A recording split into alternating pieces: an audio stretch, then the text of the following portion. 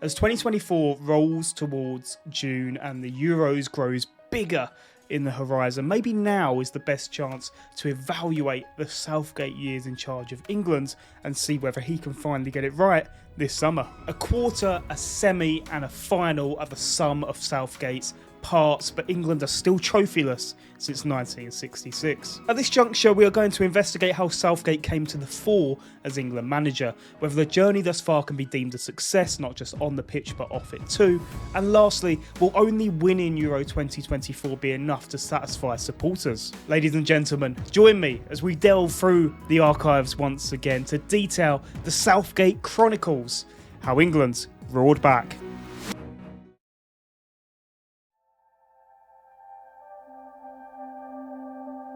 The starting point to this story begins with England in their last 16 match against Iceland at Euro 2016. The group stage had left a lot to be desired from a Three Lions point of view, but manager Roy Hodgson was bullish that England were about to make someone pay at the tournament. And with the minnows of Iceland being their opponents in their first ever major tournament, fans were expectant of England that they were about to give a hiding they so deserved. And when England went 1-0 up just 4 minutes in from a Wayne Rooney penalty, it looked like Roy's prophecy was going to come true. However, the joy was short-lived, and within 2 minutes Iceland were level from a long throw-in. 12 minutes later, Iceland had gone in front in the most unbelievable of circumstances. England were stunned, and despite time being on their side, they couldn't find an equaliser. They went through the whole match trying and trying, but it didn't come. Minutes after defeat, Roy Hodgson came before the media to announce his resignation, reading from a piece of paper that looked as if he'd foreseen the situation coming.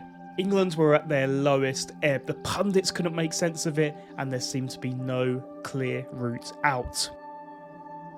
Options to replace the veteran were limited, to say the least. Glenn Hoddle was touted, a manager who had been out of work for over a decade, and his controversial comments regarding disabled people had lost him the England job years earlier. Jurgen Klinsmann was another, a man familiar to English football from his playing days, but was hardly distinguished in his managerial career. Sam Allardyce, a journeyman coach who had a knack for guiding teams away from the relegation zone. And lastly, Gareth Southgate, who had been quietly working with the under-21s, but soon ruled himself out of contention. In the end, the FA went with Allardyce, who could not hide his elation at getting the job of a lifetime that he only ended up with for 67 days.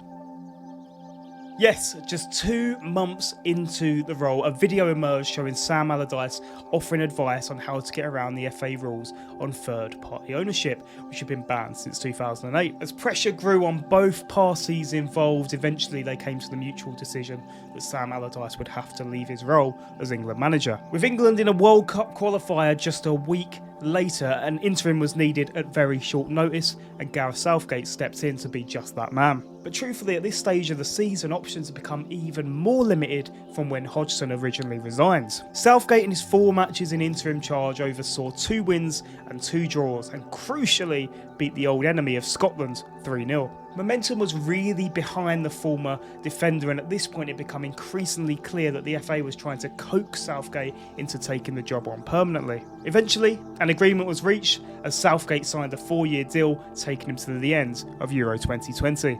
The reaction from fans was one of apathy, mostly. A general pessimism too, but more than anything else, supporters were just sick of seeing their nation underperform, and hiring an internal candidate did not give them the belief that change was coming. Qualifying for the 2018 World Cup was smooth though, but that had never been a problem for England anyway.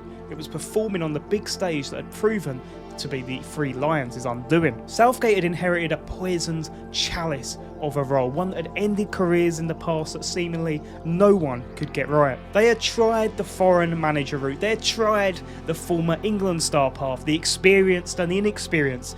Could choosing friendly old Gareth Southgate change England's fortunes?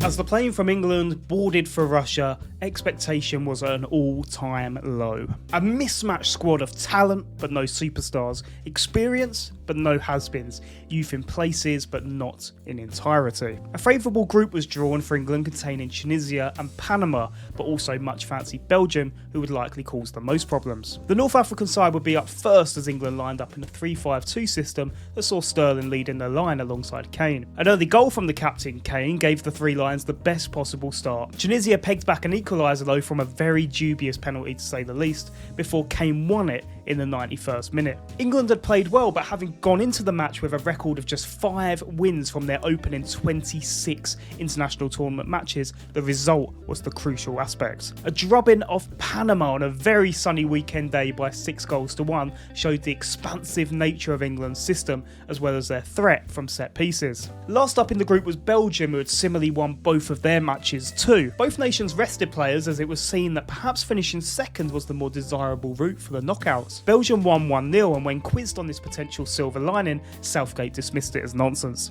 A tournament that had started with little to no hope was beginning to gain traction, and the fans were getting on board. The knockouts though were where England usually came unstuck, and they hadn't won one since World Cup 2006. Colombia were the team to face in the last 16. Again, a good England performance in this one, but a wasteful 1-2, as their slender 1-0 lead was cancelled out in the 90th minute by Colombia. The match eventually went to penalties, which led to some intense penalty flashbacks for England supporters.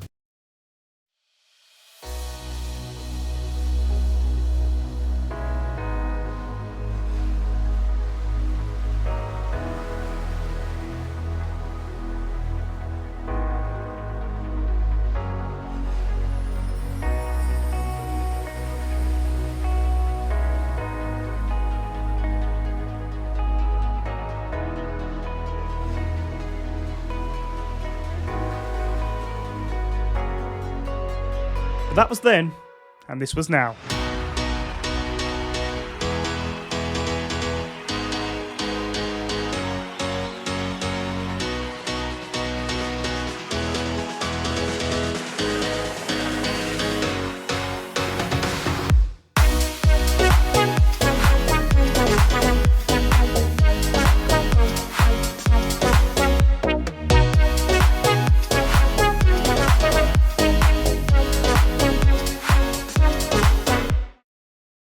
Demons have been banished for Southgate, and England were heading to the quarter-finals. Here is where they would face Sweden, a team who had won their group despite having the holders Germany in it. But this match proved comfortable for a confident England who rose to the occasion, defeating their opposition 2-0. At this point, Southgate mania was beginning to hit a fever pitch. Southgate You're the One to the tune of Whole Again by Atomic Kitten was being sung across Blighty, and the optimism in the nation was palpable. The semi-final would see England take on a very, very strong Croatia, who had demolished Argentina 3-0 earlier on in the tournament. However, when Kieran Trippier curled in a free kick in the first half, a cataclysmic barrage of celebration was felt both in the stadium and at home. For years we had expected this type of performance from the superstars that came before them, but it took this group of modest lads with great togetherness and unity to make it happen. And for that, Southgate had to be applauded. But England didn't go on to win this match. They lost it 2-1, and question marks of Southgate's in-game management had to be made. Once ahead, the Three Lions spent the rest of the match desperately clinging on to their slender advantage. But for all the disappointment, it was massively outweighed by an outpouring of respect between the fans and the players. For many England supporters, this was the best summer we had had in a generation. Naysayers argue retrospectively that England were in fact not great here, that they were beneficiaries of a good draw, that they relied on set pieces, that they only won 3 of 7 matches. But this was a far cry of the team that had lost to Iceland just 2 years earlier. For that, they must be applauded. Expectation now, though, would be far greater at Euro 2020. With Euro 2020 delayed due to some global events, it wasn't until 2021 until the tournament kicked off. Nevertheless, England looked in good shape going into the competition. Qualifying was typically English in that it was very comfortable, but also very boring. Nevertheless, that suited us, and the players were in great form. Harry Kane had been scoring at a canter for Spurs, Stones, Walker and Sterling had been starring for league winners Manchester City, and young guns Foden, Saka and Bellingham looks incredibly promising. A nation that had been so full of apathy and disappointment was now full of hope and light, and looks forward to the upcoming tournament. The group stage saw England contend with Croatia, the Czech Republic and their old foes Scotland. Beginning with a rematch against their World Cup semi-final opponents Croatia, the Three Lions were desperate for revenge. and this was achieved with a 1-0 win for a goal from Raheem Sterling. Next would be their rivals Scotland, who had lost their opening match and needed to not lose this one as well. They managed to frustrate England all evening, condemning them to a 0-0 draw. To round out the group would be the Czech Republic, who had already done enough to qualify, but were beaten here once again for a goal from Raheem Sterling. The group had been topped, by no means in style, and tougher tests were ahead. The last 16 posed a very tough test indeed.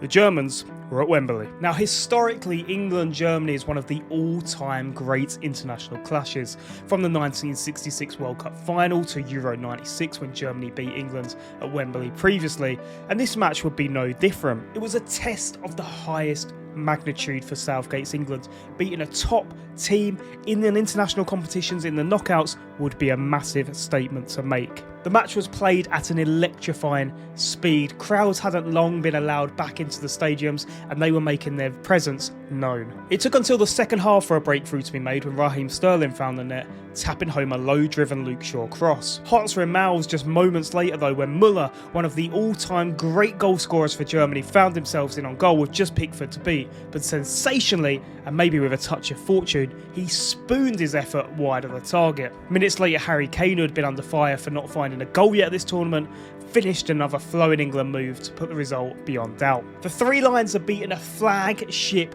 nation at a crucial point, and thus England became a team to fear. The quarter-final matchup would be against Ukraine, who had scored a 121st minute goal against Sweden in the last 16 to find themselves here. But the long extra time and battling performance they had to put up appeared to have taken it out of them in this match. England were brimming with confidence in this one. In their first match outside of Wembley, the goals were flowing. The score in Rome ended Ukraine 0, England 4 as Harry Kane picks up a brace and Henderson and Maguire opened their tournament accounts. Denmark were the team to face in the semi-finals, who had come through the scalps of Czech Republic and Wales in the knockouts to reach the last 4. And to be fair to the Danes, they were the better team in the first half and deservedly went ahead for a blistering Damsgaard free kick. The lead was short-lived though, as England were back level within minutes for a Kier own goal, and from here it was England dominance throughout, which has been a major success of Southgate's system. When they're looking for a goal, Gareth knows how to get them on the front foot and creating chances. However, in this one, the match rolled through to extra time before England could find a winner. Harry Kane getting a fortunate rebound after initially missing a penalty. But let's take stock here. This was a massive achievement for both England and Gareth Southgate. They were in their first major final since 1966. Yes, the draw was easier than others have faced in the past, but you can only beat what's in front of you. And let's not be arrogant either. England had lost in 2016 to Iceland. Just because they were the bigger nation, they didn't just automatically deserve to be in the final. They achieved this through sheer hard work. The final, though, was next.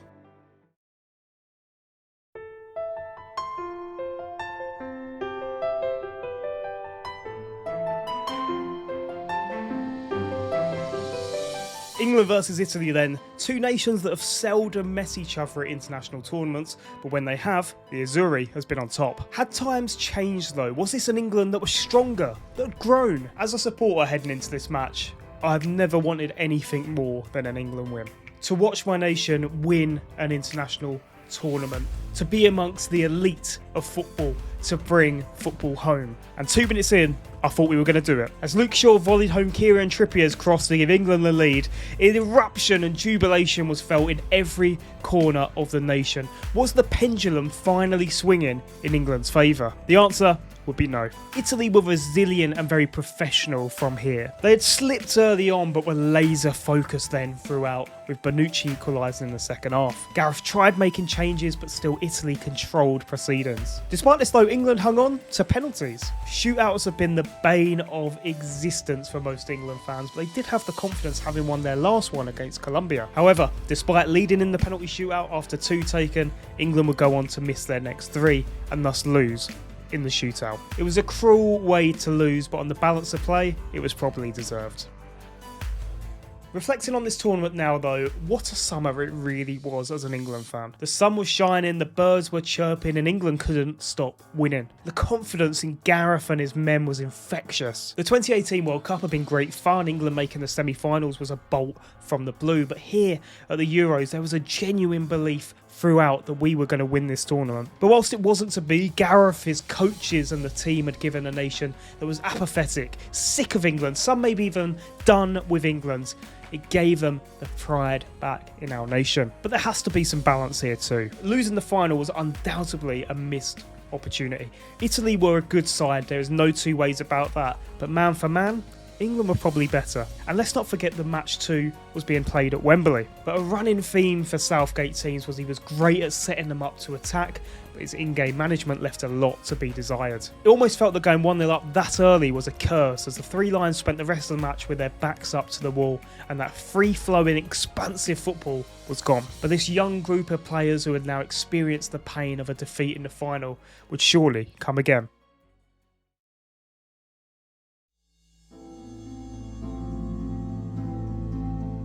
When the 2022 World Cup came around, the honeymoon for Southgate was over. Framing of the England debate had appeared to have changed. It was now beginning to be argued that England had the best players in the world, and Southgate as coach should be able to deliver an international title. So going into the Qatar World Cup, expectation was as high as it was when we had the likes of Scholes and Gerrard and Lampard. But Southgate matured as a coach. Would he be able to mastermind an England win in the desert, while we as the public were at home eating our advent calendar chocolate? Let's take a look. England were drawn into a group comprising themselves, Iran, the United States and Wales. Getting through the group unscathed would be a priority for Southgate and his men. They opened their 2022 account against Iran, and after a frustrating opening 30 minutes, a glut of goals came. Bellingham, Sterling, Grealish, Rashford and Saka with a brace saw England win their opening match 6-2 to really blow off any cobwebs. The US followed, a nation that England had never beaten at a World Cup, and this continued here, that despite all of England's huffing and puffing, they couldn't find a goal against the US. Wales was the final opponent who had to win to keep their tournament alive. Despite shutting England down in the first half, early second half goals from Rashford and Foden and a second from the United man late on saw England saunter into the knockout rounds and send their neighbours back to the British Isles. The holders of the African Cup of Nations, Senegal, would be England's last 16 opponents. A potential banana skin for England that Southgate would want to avoid. And they did that courtesy of a professional 3-0 victory with goals coming from Henderson, Kane and Saka. This set up a meeting with France, the holders of the World Cup, and whichever nation could come through this one would likely be seen as the favourites to win the tournament. The problem was, though, that England hadn't beaten France at an international tournament since 1982, and that certainly played a factor here. Despite competing well in the opening stages, Chouameni fired home a blistering strike from 30 yards. England pressure continued into half-time, but no goals could be found. Early in the second half, England were awarded a penalty after Saka was felled in the area that was dispatched by Kane past club teammate Hugo Lloris. Both sides pushed for a winner, which eventually came, but it was Olivier Giroud who had struck past Jordan Pickford at point-blank range. And in spite of England being awarded another penalty, Harry Kane blasted it over the bar, and thus England were out in the last 8. This led to a lot of division between England fans as to whether Southgate should keep his job at this juncture. He himself hadn't clarified either way whether he was going to stay or whether he was going to leave. But there were largely two schools of thought. The first was that the nation had made huge progress under Southgate, achieving both a semi-final and a final that had elevated the status of England. But in 2022 they were unlucky to have drawn France in the quarterfinals, and on another day maybe would have won the match. The other school of thought would state that Southgate was lucky to have inherited a golden generation team and that he wasn't getting enough out of them. The runs in 2018 and 2020 were due to favourable draws, and when England faced tough opposition, the manager was unable to outwit his counterpart on the tactical front. And in my position, there's merit in both arguments here. While Southgate is no great tactician by any degree, which is only further evidenced by his in-game tinkering, the man management he has displayed to cultivate a united dressing room, a team that plays with pride for their nation, is one that hadn't been realised this millennium. The England team in the 2000s had some fantastic players, but as referenced by many of them since retirement, they favoured their club sides and thus didn't integrate together when playing for England, and thus harmony on the pitch was considerably lacking. Stitching things together on a tactical front would be necessary to take England to the next step, winning an international tournament. The next opportunity for England to break their tournament duck comes later this year, when England head to Germany for Euro 2024. It's potentially Southgate's final hurrah too. He took his time in signing a new deal for the Euros and thus could end his partnership with the national team here, although the FA have already made it clear they want to keep Southgate at all costs. But what are England's chances at Euro 2024? The bookies are the Three Lions joint favourites alongside the nation that ended their 2022 World Cup, France. Bellingham, Kane, Foden and Saka all look at the peak of their powers, and if they can carry that form into the tournament, it'll be difficult for any nation to withstand that firepower. But there are concerns too. England's form, particularly in the most recent UEFA Nations League, has been frankly dismal. In the competition, England finished bottom of the group, including a 4-0 home defeat to Hungary. It's not a disaster, but not a performance you would expect from a nation looking to win a trophy. Issues defensively could arise too, especially with no nailed down option as to who will partner John Stones at centre-back. Harry Maguire has been Southgate's usual mainstay, but his form for Man United has been patchy to say the least. Gueye, Colwill, Tomori and Dunk will all be considered too, but with time now of the essence, the opportunity to build synergy between the players will be at a premium. So with that, do England have the opportunity to win Euro 2024? Absolutely. Will only winning the tournament be the benchmark of success? In my mind, it has to be. The process of developing players, of building this England team has been successful so far, but it has to now bring home the bacon, it has to bring home goals, and the time is now. To summarise though, I want to speak about my own personal view on Gareth Southgate. Truthfully, when he was first appointed, I was incredibly disappointed. It seemed that the FA had sort of given up trying to be successful. They were just going to give the job to a safe pair of hands and not have to worry about the position. But the connection that Southgate has managed to generate between fans and players has been nothing short of remarkable. He and his players made us feel pride again in the national team in 2018, and in 2020 they made us believe that seeing England win a trophy is possible. It didn't quite come together in Qatar, but the memories of that penalty win over Colombia, Trippier's free kick against Croatia, beating Germany at Wembley and Shaw's volley over Italy trump all memories I have of watching England before Southgate in my lifetime. And if England don't win the tournament here in 2024, I'll be disappointed. But still, I'd like to thank Gareth for all of the memories so far. I want to thank him for conducting himself with class and decorum, for setting aside ego and cultivating a togetherness from the very top to the bottom, for making us fans believe in the team again, and for returning England to the conversation amongst the international elite. But for now, thank you all so much for watching. If you have enjoyed and you wouldn't mind leaving a like, that would be fantastic. And if you want to see more, make sure to subscribe. But for now, I'll see you very soon.